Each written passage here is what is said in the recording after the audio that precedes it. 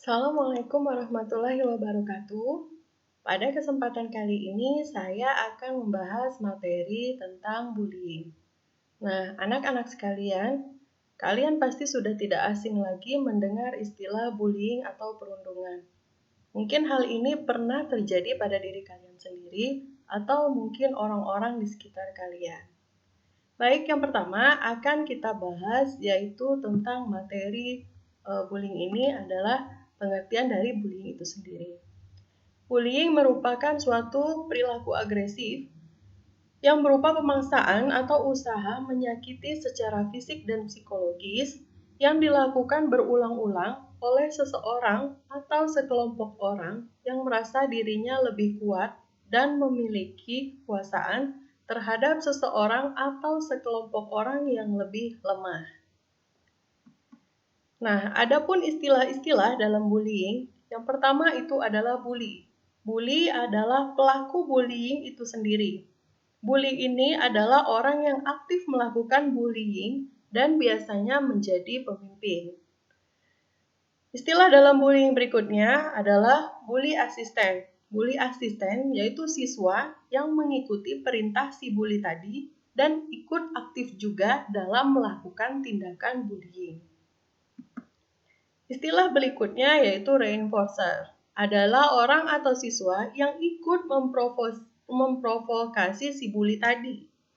Ikut mentertawakan korban, kemudian mengajak siswa lain atau orang lain untuk menonton dan menyaksikan kejadian bullying tersebut. Defender adalah orang atau siswa yang berusaha untuk membela dan membantu si korban bullying tadi. Bahkan seringkali si defender ini nantinya akan menjadi korban bullying berikutnya. Kemudian istilah dalam bullying berikutnya adalah outsider. Outsider adalah orang atau siswa yang tahu bahwa bullying itu terjadi namun tidak peduli dan tidak melakukan tindakan apapun. Kemudian bystander adalah siswa yang memilih hanya menjadi penonton setia dan tidak ada keinginan untuk menolong si korban bullying. Adapun bentuk-bentuk dari bullying ini, yang pertama adalah bentuk fisik. Bentuk dari bullying secara fisik yaitu memukul, mendorong, menjambak, mengunci seseorang dalam ruangan, mencakar, memeras, bahkan merusak barang-barang milik orang lain. Kemudian bullying verbal yaitu mengancam, mempermalukan, merendahkan, mengganggu, kemudian memberi panggilan nama atau label pada orang lain, sarkasme, mencela, mengejek, mengintimidasi, memaki, dan menyebarkan gosip. Kemudian bentuk bullying sosial yaitu mengucilkan, mengabaikan, memanipulasi persahabatan, mendiskriminasi, melihat orang dengan sinis, menjulurkan lidah, dan menampilkan muka ekspresi yang merendahkan pada orang lain. Bentuk bullying berikutnya dan yang lagi marak sekarang adalah cyberbullying. Nah, bentuk-bentuk dari cyberbullying ini adalah seringnya stalking atau kepo, kemudian memakai fake account, kemudian catfishing, harassment, doxing atau outing, dan exclusion.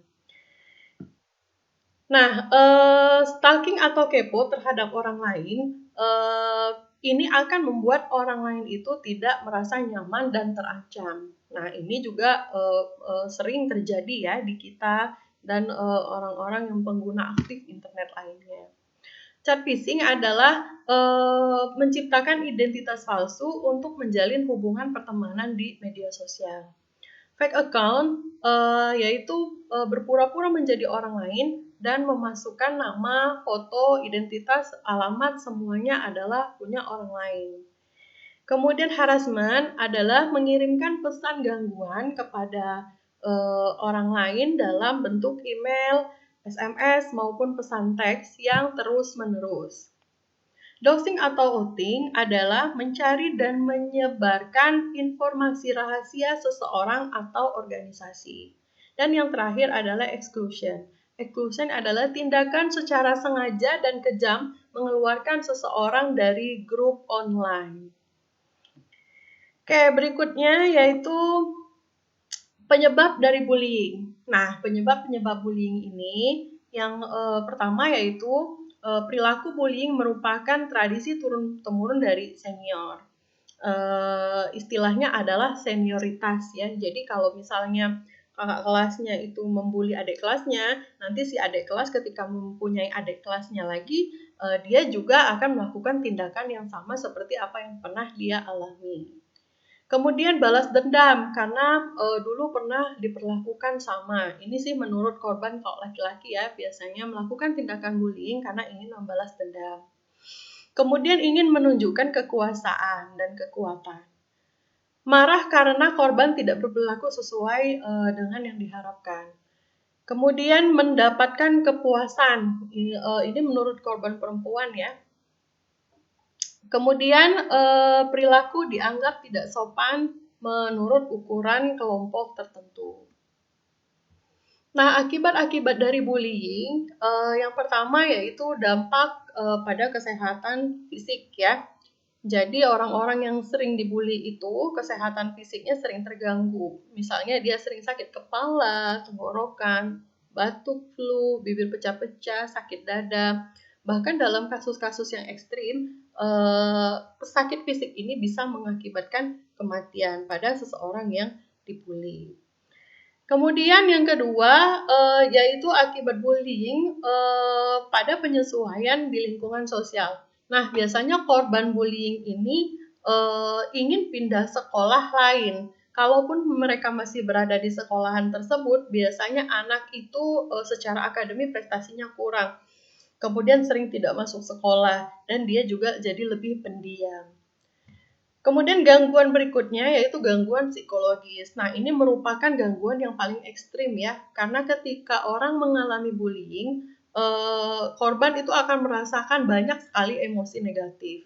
Nah, emosi-emosi negatif seperti cemas berlebihan ya, marah, dendam, kesal. Nah, kesemuanya itu campur jadi satu, akan tetapi dia tidak berdaya untuk melawan si pembuli tadi. Nah, dalam jangka panjang, emosi-emosi yang ada pada korban ini tadi akan mengakibatkan perasaan rendah diri bahwa mereka tidak berharga lagi di mata orang-orang sekitarnya. Bahkan banyak kasus terjadi itu sampai ke tindakan bunuh diri akibat dari bullying tadi.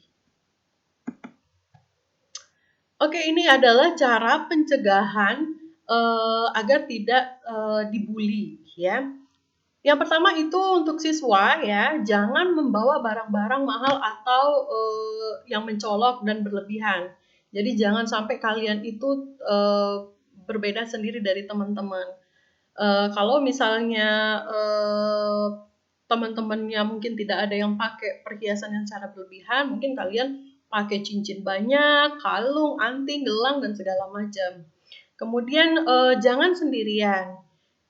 Jangan cari gara-gara dengan pelaku bullying.